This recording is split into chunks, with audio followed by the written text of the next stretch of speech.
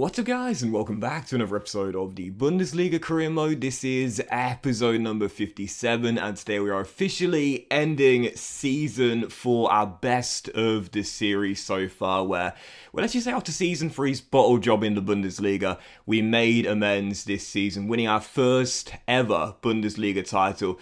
But did you see the email there saying they weren't entirely satisfied with my performance? What? I just won you your first ever Bundesliga title. In the Champions League, we got to the last 16. No shame in getting knocked out by Man City. And we hit our cup objective too. Seriously, bored?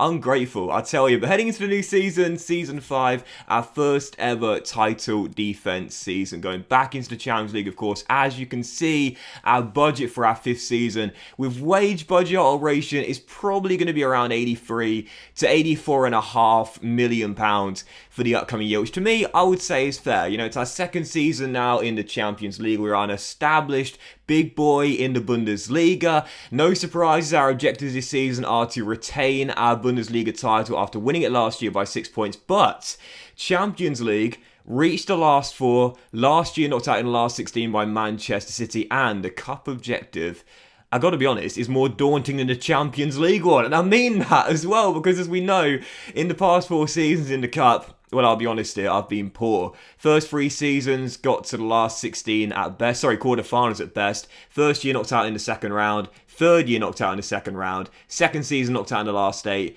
Fourth season knocked out in the last 16 by Augsburg. I've not got a good record in the DFB Pokal, so I've been asked to win that this season. I'll be honest, that's going to be trickier than getting to the Champions League semi-finals in my opinion, because I don't have a good record in the domestic cup in Germany. Even so, I would definitely say with the budget we've got, the team we've got, it's still a youthful team. Yes, we've got a couple of vets in Julian Draxler, whose contract's up come the end of the year, and Jonas Hoffmann, who's also out of contract at the end of the season as well. It's a young team. The core's grown really nicely together. There's no reason we can't hit those objectives with the money we've been given as well. There are a ton of players that deals come to the end of the year though. This was crazy. Like, so many players just 1 year left in their contract. You got 1, 2, 3, 4, 5, 6, 7, 8, 9, 10.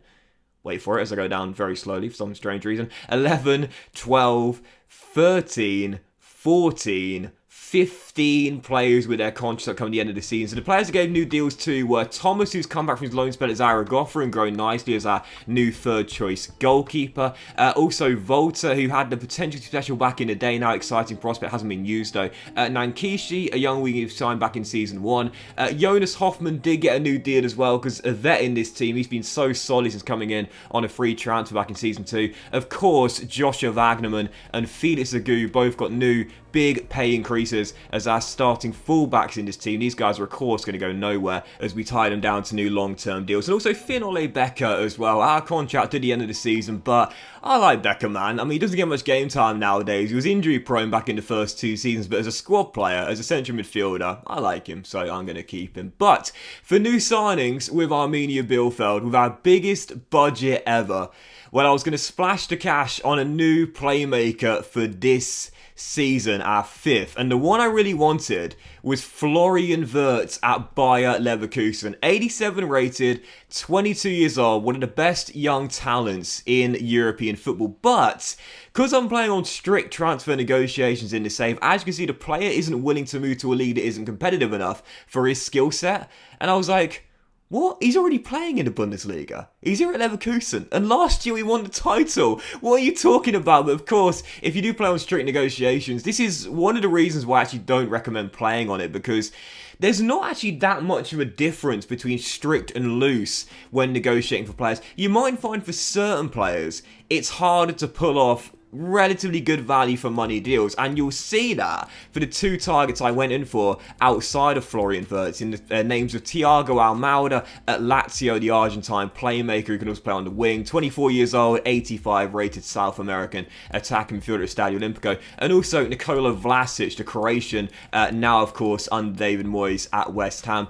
You know, strict negotiations will mean deals for these sort of players who have got still quite a few years left in their contracts and as star players in their team will be a little more difficult than when you play on loose negotiation. However, because of that issue there, when you want to sign a player that's 86 rated or higher, you won't be able to do so because the AI clubs won't be willing to negotiate, because you'll get that email there saying the player isn't willing to negotiate with a club that is in a league that isn't competitive for a skill set. It's quite unrealistic, and I think it takes away from the immersion of the game as well. So, when I'm setting up a career mode save, oftentimes I will play on strict, but I really feel like, I know it's kind of ironic, but I feel like for realism, loose is actually probably more realistic than strict, based on how broken the transfer negotiation strict can be in this year's career mode. Even so, after the failure to bring in Florian Wirtz, who I really wanted, Lazio stalled on my offer for Thiago Almada, then came back to me and reiterated they wouldn't sell him for anything less than 94.6 mil. We don't have the money to pull that off. That's way over the market valuation. So whilst he was my second choice behind Florian Wirtz, I decided to go in for Nikola Vlasic of now Real Sociedad in Spain. He's now 27 years old, in the prime of his career, 85 rated. We agreed a 5-year, 60 grand a week deal. And when I think about the success of Josip Brekalo, the Croatian, in this team, I thought Vlasic is like Brekalo V2.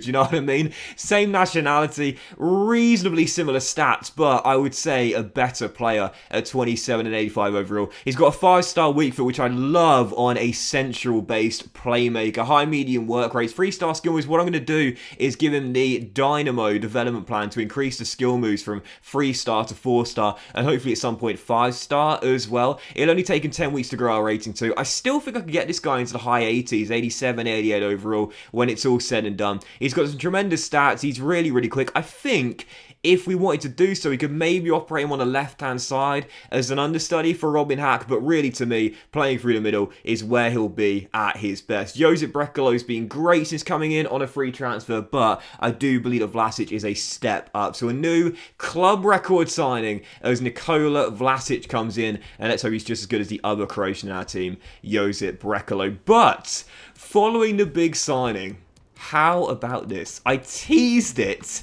in the last episode. Kolo Muani, grown brilliantly since we signed him back from Stuttgart in Season 3. But he's been sat on our bench last season as Jamie Llewellyn won the Golden Boot and the assist title. He deserves first team football. He's in the prime of his career. He's 85 overall. And Real Sociedad now have the cash after we signed Vlasic from them.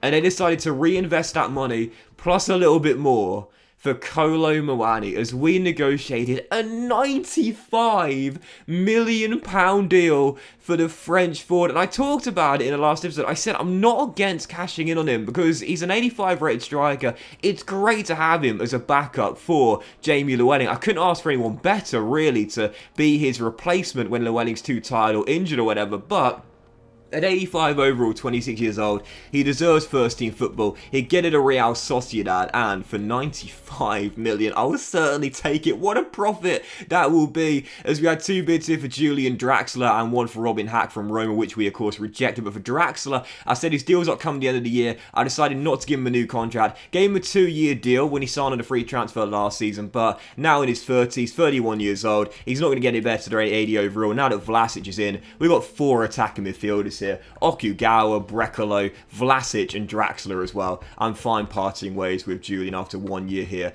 at the Stuka Arena. So we negotiate the same deal with Aston Villa, Steven Gerrard and also Stefano Pioli of AC Milan, putting £15 million deals. We accepted them both, and it was now Draxler's choice where he wants to go, to San Siro or Villa Park. In the end, as you'll see, he chose the former. He's off to Milan, and I quite like that as well. It's quite a realistic deal there. Draxler going to AC Milan. I don't know why, but I can just see that. Can't you guys? Draxler in a Milan shirt just seems right, doesn't it? But yeah, Draxler off to the San Siro. But the real deal was this: Kolo Muani off to Spain for £95 million. Farewell Randall, great back in season 3 when he had to step in for Jamie Llewellyn. We got to give 14.25 million of the 95 mil to Stuttgart because of the sell-on clause. That rarely ever affects me, but it does this season. But I don't mind too much because the money we got for Kolo Muani plus the Draxler deal as well bumps our budget up to 100 million. So we've lost a veteran in Julian. We lost a great backup striker in Kolo Muani. But to bring in Vlasic from Real Sociedad, improve our first 11,